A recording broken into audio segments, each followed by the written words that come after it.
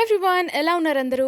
Welcome back to my channel. రోజు rice ఏం తింటాను చిరాగ్గా. ఒక్కొక్కసారి అలా కొత్తగా ట్రై చేస్తే బావుంటుంది కదా అని చెప్పి ఈరోజు నేను పాస్తా అయితే కుక్ చేశాను. దాని టేస్ట్ అయితే సూపర్‌గా వచ్చింది. రెసిపీ కూడా చాలా సింపుల్. జస్ట్ ఒక 15 మినిట్స్‌లో అయితే మీకు హోల్ రెసిపీ అంతా అయిపోతుందనమాట.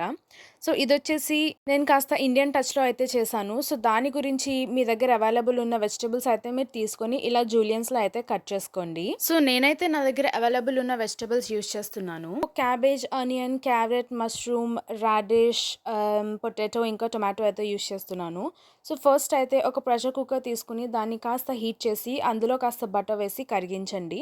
మనం ముందుగా చాప్ చేసి పెట్టుకున్న ఆనియన్స్ వేసి ఆ తర్వాత నేను ఇందులో కాస్త అల్లం వెల్లుల్లి పేస్ట్ కూడా వేస్తున్నాను. ఎందుకంటే ఇది పచ్చివాసన రాకుండా ఉంటుందని ముందే ఆనియన్స్‌తో పాటు కలిపి వేసి కాస్త సాటే చేస్తున్నాననమాట. ఆ తర్వాత కాస్త మీ రుచికి సరిపడా పచ్చిమిరపకాయలు, ఇంకా మనం ముందుగా చాప్ చేసి పెట్టుకున్న వెజిటబుల్స్ అన్నీ కూడా వన్ ఆఫ్టర్ ది అదర్ ఇందులో వేసేయండి. నేను దీన్ని ఒకేసారి మొత్తం అంతా చేసేస్తున్నాను. వేరే వేరేగా సాటే చేయకుండగా మొత్తం అన్నీ ఒకేసారి వేసి నేను ప్రెషర్ కుక్కర్‌లో దీన్ని జస్ట్ ఒక 3 విజిల్స్ వచ్చేంత వరకైతే కుక్ చేస్తాననమాట.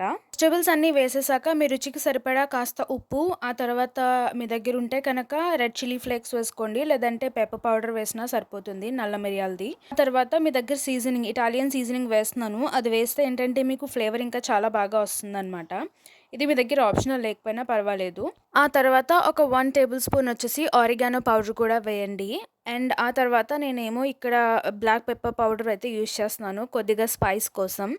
అంతటిని ఒకసారి బాగా మిక్స్ చేసుకొని ఫైనల్‌గా మన పాస్తాని కూడా మనం ఇందులో వేసేస్తామనమాట. వేసి మీరు 1 కప్ పాస్తా వేస్తే 1 కప్ కన్నా కొద్దిగా తక్కువ వాటర్ అయితే వేసుకోండి. అంటే 3/4 కప్ వచ్చేసి వాటర్ వేయండి. ఎక్కువ వేస్తే మళ్ళీ అది చాలా పేస్ట్ లాగా అయిపోతుందనమాట. సో, వాటర్ వేశాక కుక్కర్ విజిల్ పెట్టి ఒక 2, 3 విజిల్స్ వచ్చేంత వరకు కుక్ చేసుకోండి. Depending upon the quantity you cook. ఆ తర్వాత ఇందులో అంతటిని ఒకసారి బాగా మిక్స్ చేసి మీ దగ్గర ఉంటే మయోనీస్ అండ్ కెచప్ వేయండి. దానివల్ల ఏమవుతుందంటే మనకి ఫ్లేవర్ అనేది చాలా బాగా వస్తుందనమాట. కాస్త సాసీగా ఉంటుంది. సో, ఇలా సాసెస్ కూడా వేసుకున్నాక అంతటిని ఒకసారి బాగా మిక్స్ చేసి మనం సర్వ్ చేసుకునే ముందు ఇంకాస్తని చిల్లీ ఫ్లేక్స్ అండ్ ఆరిగానో అయితే మనం పైనుంచి చల్లుకొని తింటే టేస్ట్ అయితే చాలా బావుంటుందండి. సో, ఒకసారి మీరు దీన్ని ట్రై చేయండి తప్పకుండా. ఎందుకంటే ప్రొసీజర్ కూడా చాలా సింపుల్, ఇది ఎవరైనా చేసేయొచ్చు. సో, ఇదన్నమాట ఇవాల్టి రెసిపీ. మీకు మరిన్ని రెసిపీస్ కావాలంటే నాకు కామెంట్స్‌లో మెన్షన్ చేయండి. మీకు ఏ రెసిపీ కావాలో నేనైతే అది చేసి అప్‌లోడ్ చేయడానికైతే ట్రై చేస్తాను. And see you in the next video. Until then bye.